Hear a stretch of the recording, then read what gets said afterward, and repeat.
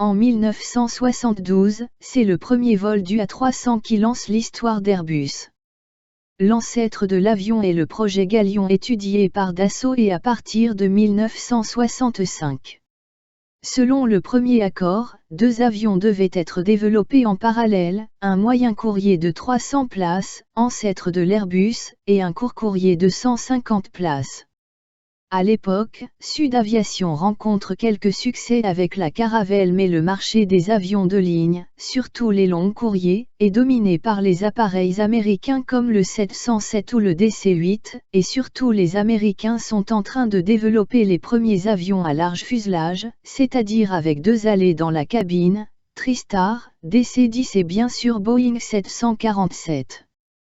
Par la suite, Dassault se retire du projet, mais continue à développer le court courrier, qui deviendra plus tard le Mercure 100, tandis que Sud Aviation s'associe avec Hawker Siddeley, déjà son partenaire sur Concorde, et Breguet, puis avec des industriels allemands.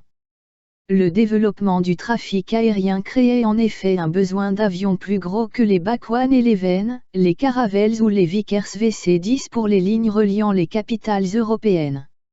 D'autre part, Nord Aviation, Breguet et Hawker Siddeley avaient étudié un projet HBN 100 portant sur un biréacteur de 220 places.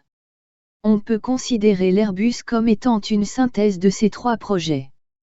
Le projet continue de prendre forme, soutenu par les 3 gouvernements et entraîné par Roger Béteille. En 1966, il prend la forme d'un biréacteur moyen courrier de 300 places, d'où le nom A300, presque aussi grand que le DC-10, qui doit être équipé de moteurs Rolls-Royce RB207. Mais le motoriste britannique est au bord de la faillite, le projet de moteur RB207 est abandonné. Les Britanniques quittent alors le projet. Le moteur finalement retenu sera le CF680 de General Electric. Les moteurs étant moins puissants, la capacité de l'avion est réduite à environ 250 places et le fuselage est raccourci, son nom change en A300B. Ce 28 octobre 1972, les pilotes d'essai français Max Fiscal et Bernard Ziegler sont à Toulouse dans le poste de pilotage du prototype d'avion de ligne. 1h25, c'est le temps durant lequel le prototype de l'Airbus A300B est resté en l'air. 85 minutes qui allaient marquer l'histoire aéronautique. En mai 1974, Air France est la première compagnie à mettre en service la 300B sur les vols entre Paris et Londres. Il faudra attendre le mois d'avril 1978 pour qu'une compagnie américaine, Eastern Airlines, se décide pour une commande ferme de 23 appareils, transaction facilitée par l'exploitation préalable en location de 4 appareils pendant 1 an. Cela marqua le véritable démarrage des ventes de la 300 qui se sont maintenues par la suite à un bon niveau pendant plus de 20 ans, grâce notamment à l'introduction des nouvelles versions A300-600 en 1985 et A300-600F en 1993, pour atteindre un total de plus de 560 livraisons ou commandes. La 300 était le premier biréacteur à gros fuselage au monde. Il a inspiré les biréacteurs B767 et B777 de Boeing et ouvert la voie vers les vols ETOP, survol de zones océaniques et désertiques par des avions bimoteurs. La dernière version passager proposée est la 300-600R, certifiée ETOP 180. Début mars 2006, Airbus a annoncé l'arrêt de la production des Airbus A300 et A310 en juillet 2007, qui auront été produits à 821 exemplaires. Le dernier exemplaire sorti des chaînes de montage d'Airbus fut produit pour le compte de FedEx et livré le 12 juillet 2007.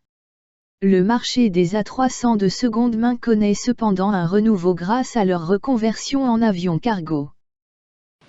Le premier Airbus a donc volé aujourd'hui et a bien volé. 3 ans et 5 mois, c'est ça? Oui. Après la date de lancement, ce qui est, je crois, un gros succès. Et je voudrais remercier ici les 10 000 ouvriers, ingénieurs qui ont travaillé en Allemagne, en Angleterre, en Hollande, en France, pour faire cet avion. C'est la tour de Babel à l'envers, Nous avons commencé en parlant des langues différentes et aujourd'hui, nous avons réussi. Je voudrais donc que tous ces gens-là soient associés, qui ne sont pas ici, qui sont à Hambourg, qui sont à Munich, qui sont à Hadfield, soient associés à notre joie. Alors maintenant, je vous présente l'équipage. Monsieur Zinzoni, notre mécanicien, Monsieur Gunther Scherer, ingénieur d'essai, Monsieur Pierre Caneille, ingénieur d'essai, moi-même qui étais copilote, et Max Fisch, notre premier pilote, qui va vous dire ce qu'il pense de l'avion. Très bien, je te remercie. Messieurs, je m'associe au nom de l'équipage à ce que vient de dire Monsieur Bernard Ziegler, qui, s'il fut mon copilote, est néanmoins mon directeur des essais en vol. Et néanmoins ami. Et néanmoins ami. Je le remercie vivement pour, en tout cas, la façon dont il dirige ce service, mais également dans la façon dont il s'est acquitté de son rôle de copilote au cours de ce vol historique. Car, disons-le, c'est tout de même un vol historique, le premier avion européen de cette taille, donc j'en suis très fier. En ce qui concerne le vol, et c'est surtout là mon propos, je puis vous dire, et d'habitude c'est un cliché, mais là c'est vrai, le vol s'est passé parfaitement bien. Nous avons craint énormément pour la météo au début de ce matin de bonne heure, et puis ça s'est arrangé. Le vent n'était pas tout à fait ce qu'il fallait, nous avions du vent de travers, mais nous avions une grande confiance dans l'avion, et nous sommes partis comme en 14. Pas tout à fait, Max. Dès la rotation, qui est l'essentiel dans le premier vol d'un avion, eh bien, nous avons eu le sentiment que ça volait, et que ça volait bien, et que ça se pilotait très bien. Nous avons constaté que les pré-réglages que nous avions prévus avant le décollage s'adaptaient parfaitement au vol, que même la puissance prévue était peut-être un petit peu forte, c'est-à-dire que les performances de l'avion sont peut-être meilleures, mais enfin je m'avance peut-être un petit peu, mais enfin nous montions très vite. Nous avons fait le programme absolument au complet. Et puis nous sommes posés, et nous voici, ce qui me permet à nouveau de vous remercier tous. Un détail qui était prévu sur l'ordre d'essai, il a été prévu d'engager le pilote automatique, et je crois que c'est bien la première fois sur un avion qu'au cours du premier vol, on engage le pilote automatique. Ce pilote automatique a été engagé 3 fois. Et il fallait bien le mentionner, et il marche très bien. Donc, il faut donc ajouter à l'équipage, ici présent 5, le pilote automatique. Voilà, messieurs, je vous remercie.